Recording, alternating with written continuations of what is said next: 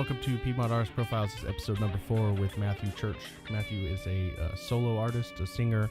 He also currently sings with a band called Betrayal, which is a metal band. Pretty badass. You guys should check him out.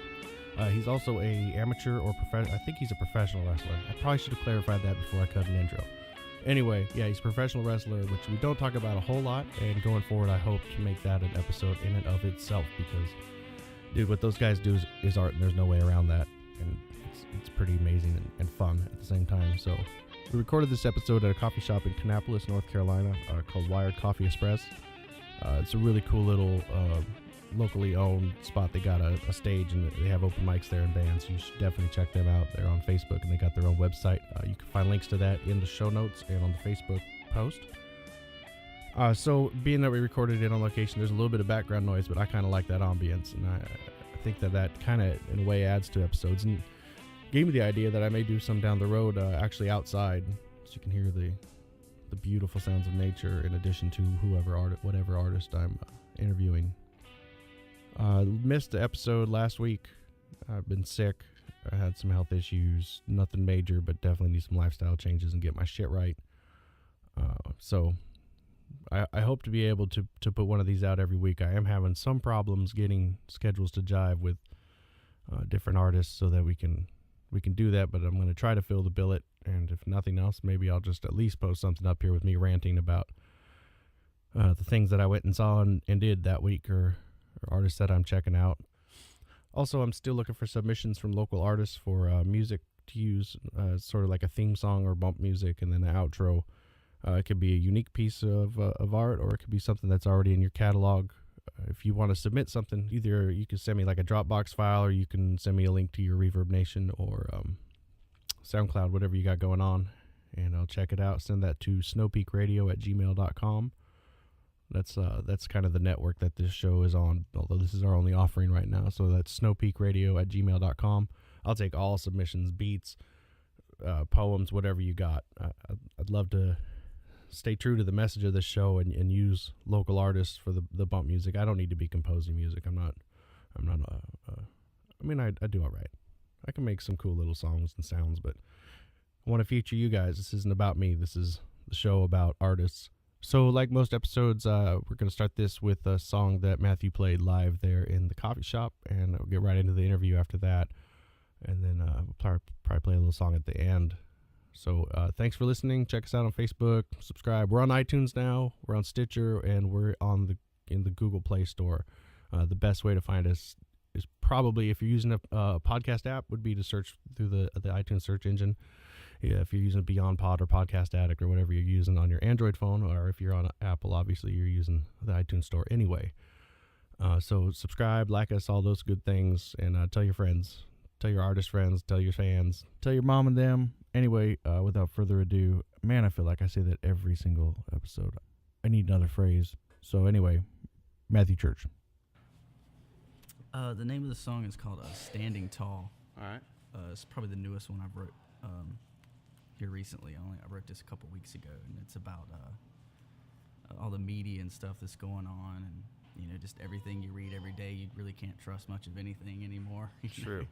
So it's just trying to get through all that and make your own decisions and make your own way without letting media outlets and things, kind of persuade you, because you never know who put that out. So it's about that and a couple other things, So.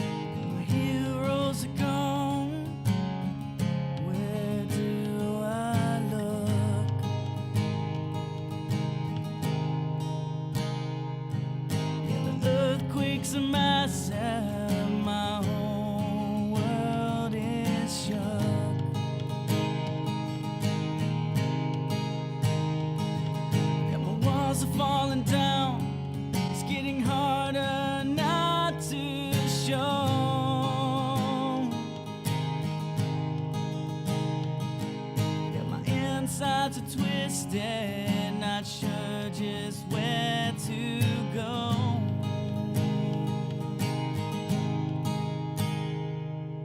Gotta find a way to stay standing tall.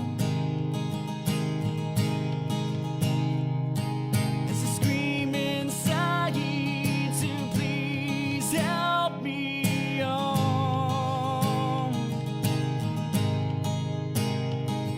Yes, I gotta learn to drink from this life's half-empty cup. As I find my own way of never giving up.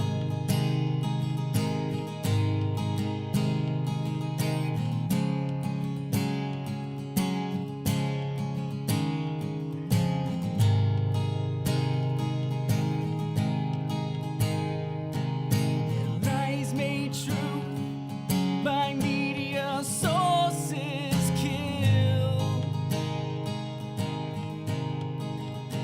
Hear me now, hear me now. You can't always believe everything you read as real. Some called friends, oh, they rip me so far down.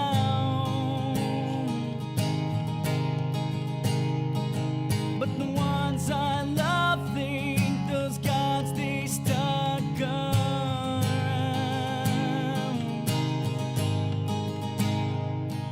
So gotta find a way to stay standing tall.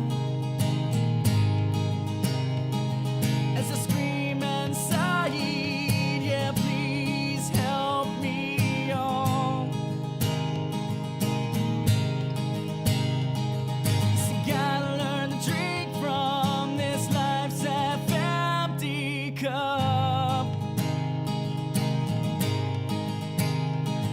Yes, find my own way of never giving up. You will never beat me. You will never beat me down.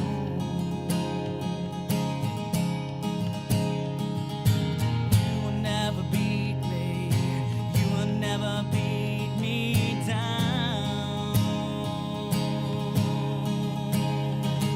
No, you will never beat me. You will never beat me down. You'll never beat me. You'll never beat me down.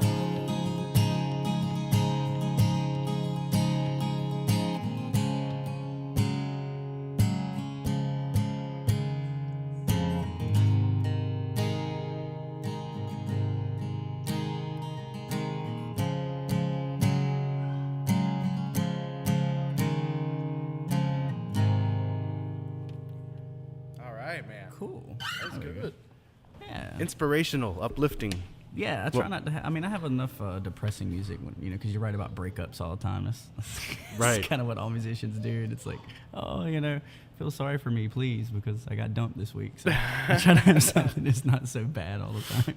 Right. So I'm here with Matthew Church, sitting here at Wired Coffee Espresso. Wired. Let's start that over again. Yeah, Wired Coffee Express right here in Kannapolis, North Carolina. So obligatory introduction. Who is Matthew Church? Let's see. Matthew Church is just a small town fellow that is from Salisbury, North Carolina, who just, as a young age, decided not to be like everybody else and kind of do my own thing. So I dress differently. I try to do the music scene because that's just what worked for me. And that's a really good question. I'm a lot of different things. I think all around I'm a performer.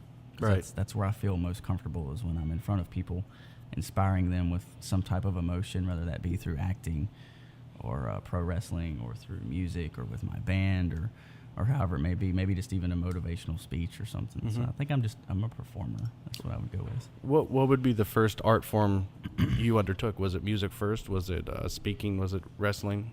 The first thing was in kindergarten. art was the only thing I was any good at.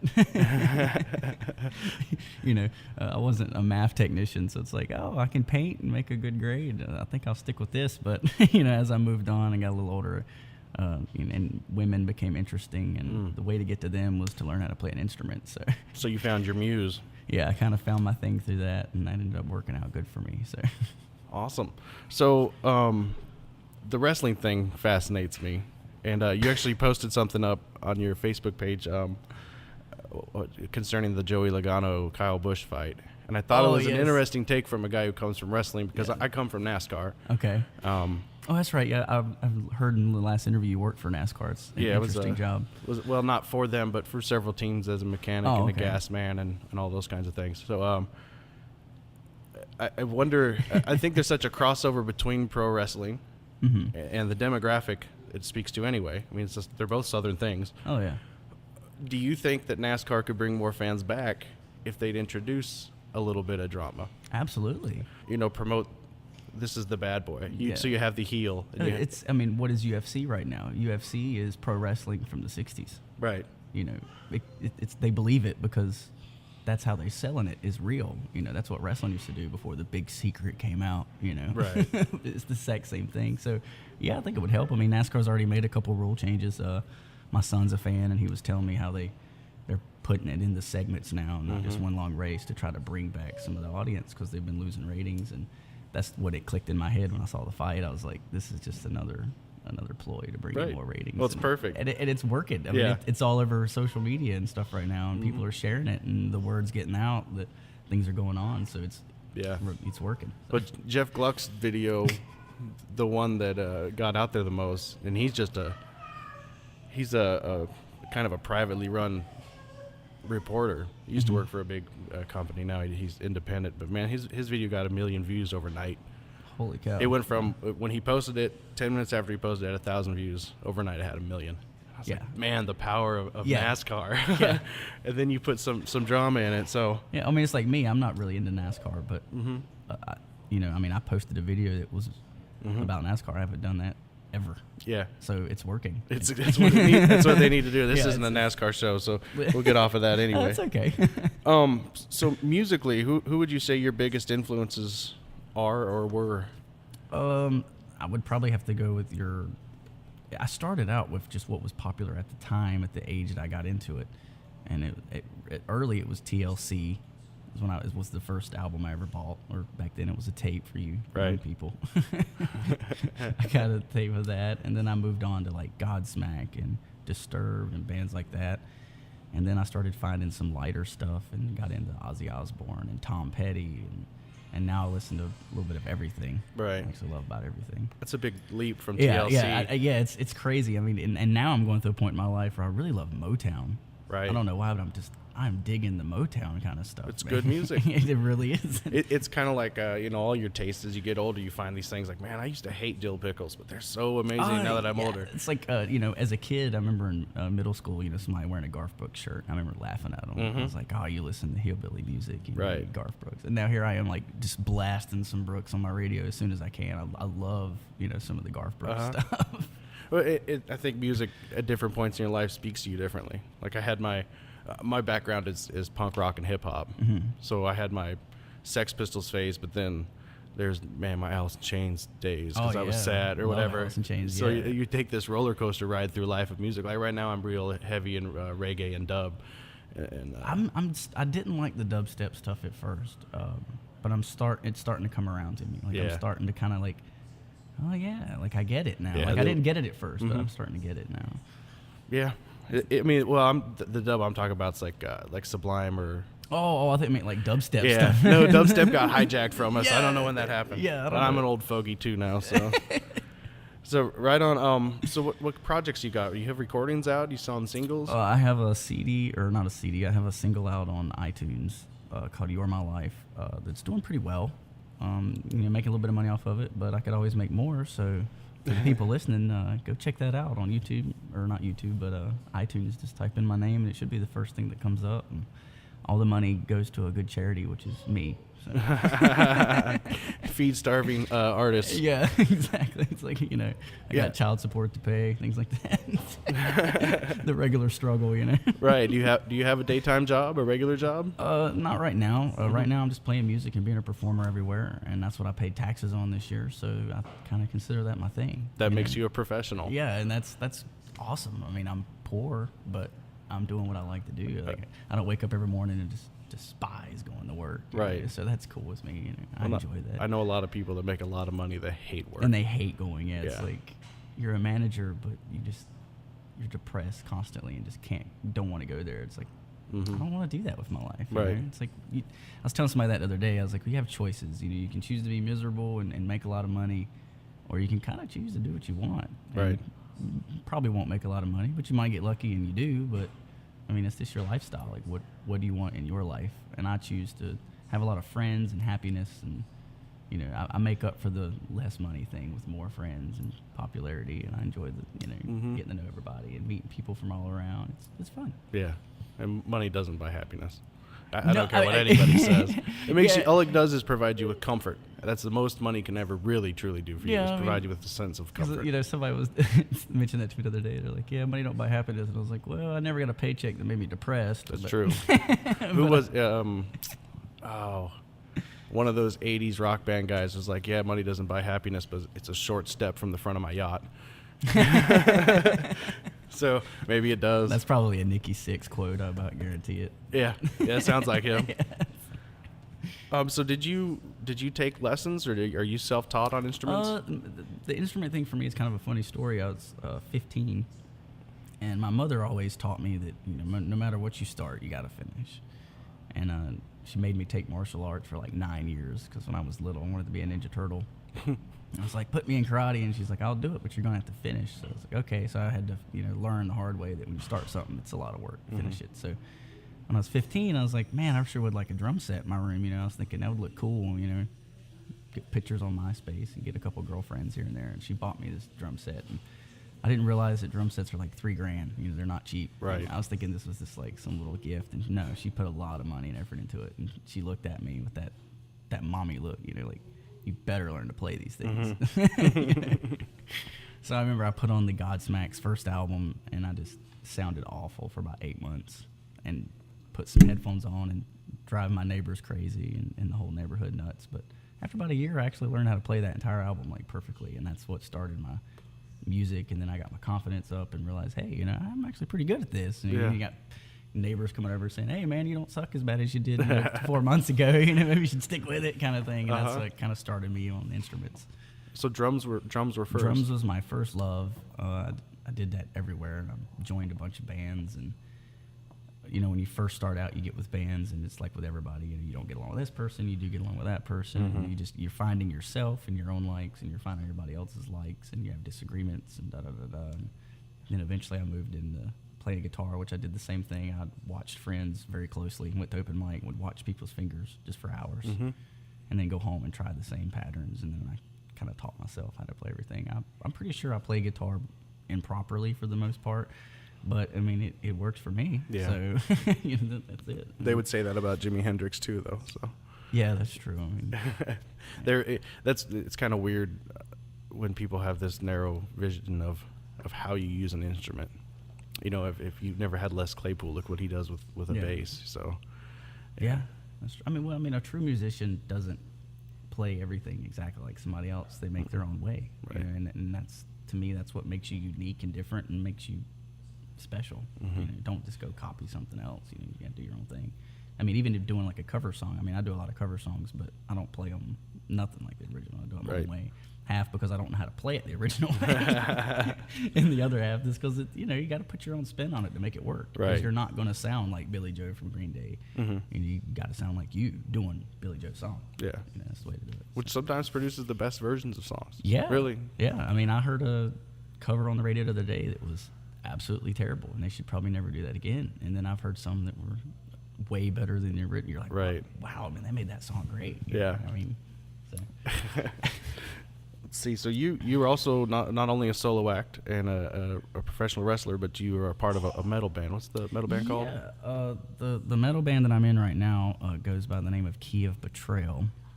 We're actually playing tonight in Hickory, but I know this won't be heard till next week or so it doesn't matter. But we got a couple shows coming up. You can look us up on Facebook and keep up with where we're playing at. You can also look up my Facebook. I mean, I'm constantly plugging different things, but I had some guys hit me up about a year ago, and they're like, hey man, we're looking for a clean vocalist. We need somebody that can do cleans. And we got a guy that does the screamo stuff, and we want to do a good mix. We want to have like some aggressive lyrics, and we want to have some real pretty lyrics on top of it that kind of bring in a broader audience. And I mean, these dudes, Tyler May was one of the main guys, and Chad and all them was talking to me about what they seen the audience be in, and how they want to get a broader audience. And I'm just like, these guys sound like professionals. They're not this some like little garage kids who are just now learning how to play and don't know what they're really doing. These guys have done their research, and they're serious. So it's like, yeah, I'll give it a try. And I listened to the first couple tracks, and I was like,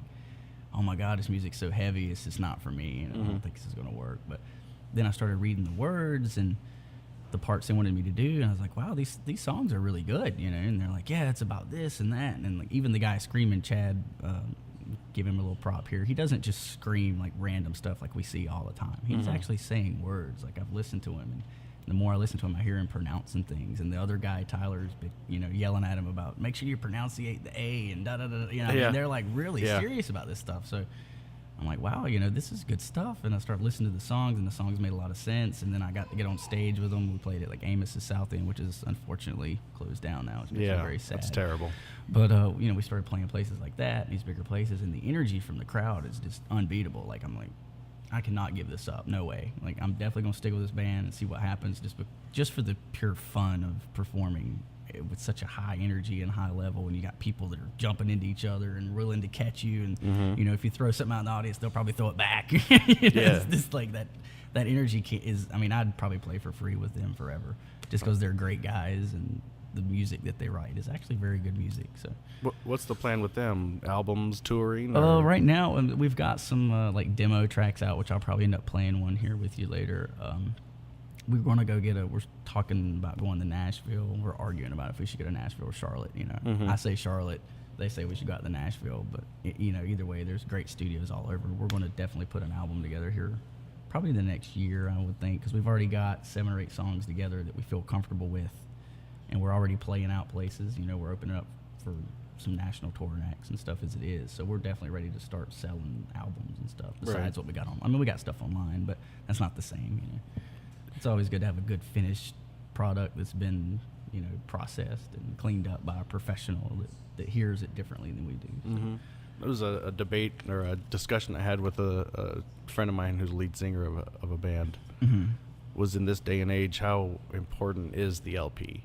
How important is the whole body? And he argues strongly that it's a whole body of work, and that's more important than the single, because the single, it doesn't have its own legs without the rest of the body of work. I kind of agree with that. Yeah. I mean, absolutely, because I mean, it's something as simple as image. If you all look like bums and you come to the show looking like bums, no one's going to take you serious. Right. If your equipment's crap, you're going to sound like crap. I mean, you have to work a regular job. You have to treat the band like a regular job. You're going to have to invest your time. You're going to have to invest your money. If you're not willing to do all the hard work and kind of know in the back of your head that you might get nothing for it, then you're not in the right thing. Yeah. That's not going to work for you. I mean, that's not the way that works. But I think it's all about image and how hard you're willing to work for it. The music is a big thing, but not completely. No. It's a business, and that's kind of what I'm learning. Yeah, there's a lot of extremely talented people that play on the street. Yeah. And there's a lot of really untalented people that play on the stage. Yeah, that's a true story. Yeah. There's a lot of people that can sing some sheet music really well that if you gave them a pen, they'd have no clue how to fill those words out. Yeah, not an idea. Yeah. That's interesting. I spent 4 or 5 years living in New Orleans, and I just remember the caliber of street musician. And I went up there for Mardi Gras one year, as everybody should. If you've never been, you should need to go. And it was the food oh my God. Yeah. Like, there is no food around here that even comes close. It's an amazing, to New special Orleans city. food, yeah. I just went there a little while back, and it was hard for me because I left post Katrina, and so I hadn't been back since. And I'm looking at what they didn't rebuild and what they did rebuild. I'm like, oh. I went like 2 years after the Katrina thing, and it was I ended up writing about some of it because, I mean, when you're partying and everyone's having fun, and you look over at this house that's right beside you, and it's got like an X on it, Right. and a number, and you know what that number is, you know what I mean? And that's just so, it's like, these people, like, you know, it's different when you see it on TV, and yeah, you feel sorry for them and stuff, but when you go there and you see a watermark on a whole street, and you realize, like, this was all, like, you know, it's just a different feel when you see it. Yeah. And you see the hurt and stuff that people had to go through and what they lost and everything, and then they're partying, trying their best to just get over it. Resilient people. Yeah, resilient. You know, it's just like, hey, man, this happened, but we're not gonna let that own us. You know, we're gonna move on, and it's like, that was inspiring. It was very cool. It is the parts that have rebuilt, and then the fact that the music scene has stayed so strong there and together. Oh, I mean, it's a lot of transplants, but I remember there was a drum set there because, you know, I play drums too, but there was a percussion set there that somebody had made out of like 50 different trash cans, and he had cut different size holes in the trash cans to get different tones, and had it on a big metal rack and was walking down the street playing this thing. I mean, this thing sounded like it belonged in the parade at Walt Disney. I'm just like, wow, you know, these people make nothing and turn it into something beautiful. So resourceful. Yeah, I love that, you know. Yeah. It's a great city, man. So what do you got coming up? What you got, any gigs coming up you can plug? Yeah, let me check my little schedule deal here. I know I've got one actually coming up here at the Wired Coffee Shop with Shane Maynor, who you've done an interview with, and with Daniel. They do this thing where they raise money for like a homeless charity, and they do it through the open mic. You just come in here and you donate whatever you'd like, and I always try to come and support that. They got me as one of the feature artists for this particular one, and I always love to come and support that because it's for a good cause, right? And it helps Shane and Daniel and them out. And they Shane do great is work. Great people, and that's going to be on the 23rd. Yeah, 323 right. Coffee Express. The open mic, with the Gorilla Poets. The Gorilla Poets, These friends guys of the are show. Awesome. Let's see here. On the 3rd, 4-3, I'll be playing another place here in Kannapolis called Sunshines. That's also an open mic deal. You're welcome to come out and play with me. I like to play with people that I've never... Yeah. Like, there's one thing that you can play a song that you've rehearsed at home and da-da-da. Like, yeah, that's really cool. But there's another thing to say, hey, you know, my name's Bob. I've never met you before. What do you play? I play bass. Well, why don't you come play a couple chords with me? And then you just have this magic that can happen on stage. And that's creating a moment that you'll never be able to get back. You know, it might be terrible, you know, but it's still creating a moment and, and an emotion with somebody that you'll never be able to get back. And that's worth more than any money and things like that. I love just playing with random people and doing random things. And that's the reason I go to a lot of the open mics and host a lot of them. That's the best part of open mics to me, is the collaborations and it's just a jam session, which anyone that plays an instrument is, man, that's the funnest part of playing music. It's just jamming. Exactly. Just spitting around. And I've got a lot of gigs coming up, but I can't, you know, I don't spit them all out. Just check me out on Reverb Nation. Matthew Church at ReverbNation.com, and I've got all my stuff there. Only thing that's not there is my wrestling stuff. And if you're into watching me get beat up, you can check that out on Facebook. We're all interested in that. Yeah, just keep up with that, and then that'll tell you how that works. I'm feeling doing a show about the wrestling, because that's an art too. So I can easily get, you know, some pretty big names that come talk to you. I've worked with Mick Foley, a lot of big name guys. Nice. And I've met a lot of them that are into music too. And somebody asked me that one day. They were like, you know, what is the connection with wrestling and music? Because it seems like all the wrestlers are into music, and all the musicians want to be like, you know, wrestlers. You get Chris Jericho, for example, who's in WWE. He's also in a Fozzy, which is a great touring act. But I was like, I think it's the same thing. And they're like, no, it's not. You know, I said, no, it's the same thing. Like, the guys get in the ring and they're performing a show to initiate a reaction from the audience. That's the whole reason they're there, is to make that audience sad, to make that audience happy, you know, whatever they can get out of them. Same thing going to see in a movie. Same thing for a musician. You know, you're putting on your show because you want to bring on an emotion from that audience. You know, you write a song about a particular subject because you want to get an emotion out of somebody. So it's the same thing. It's a performance art. It's just a different stage. Yeah. You know, one stage don't have ropes around it, and the other one does. But at the end of the day, it's it's the same kind of show. And now that I've done both, I've been a professional wrestler for about 6 years now with my tag partner, Richard. We're called the Awesome Alliance. We're the ultimate good guys because we grew up in the 80s, like worshiping Hulk Hogan. Yeah. We actually believed in the say your prayers, eat your vitamins, brother. That was totally the lifestyle. We didn't realize he was doing a lot of other things to stay that hyper. But anyway, you learn that as you get older. It was the 80s, man. It's like everybody did it.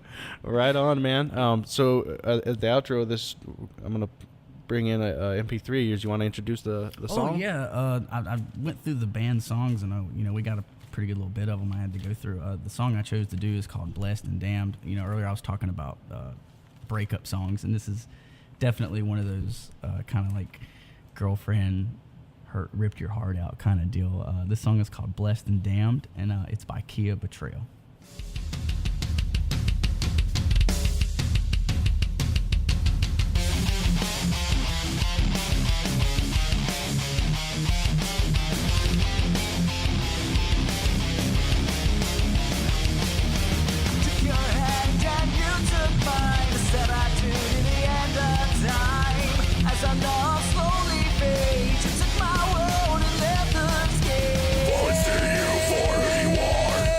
You are not a two-faced harlot. You're no Juliet or a beauty queen. Best damn lie that I've ever seen. I'll find relief and peace when I'm done waiting for you. Waiting for you. Till I die, you'll always be the one who's best and blessed to me.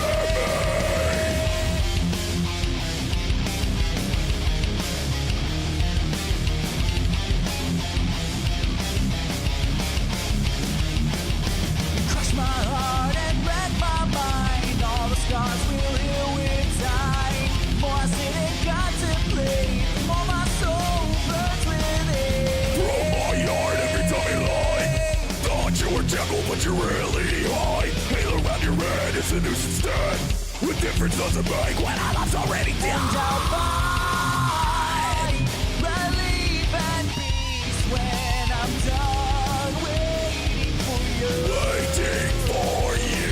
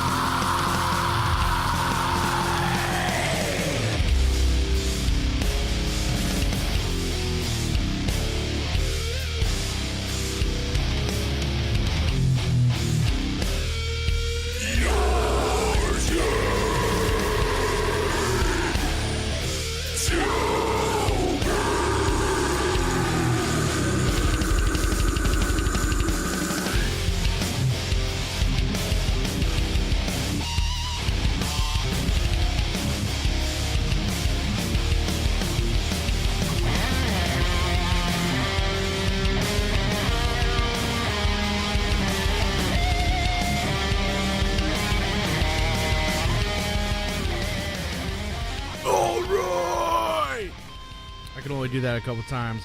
All right, you can check out Matthew Church on the 23rd at One Mic Stand with the Gorilla Poets at Wired Coffee Express in Kannapolis. I'm sure you'll see Daniel Gurley and Shane Mania, the whole crew out there. We also catch him on the 3rd of April at Sunshine's, also in Kannapolis. And then again at April 29th, he'll be with this band, Kia Betrayal, at the Somewhere Tavern in Greensboro, North Carolina. Also, go check out Gorilla Poets. They're at the Last Word this week on the 25th. And then also on the 25th at Old Town Public House in Cornelius, you can catch the Hawthorns, a great local group, playing a lot of original songs. Only a couple covers these days. You can catch me there. I'll be in a bar stool somewhere in the back. Peace.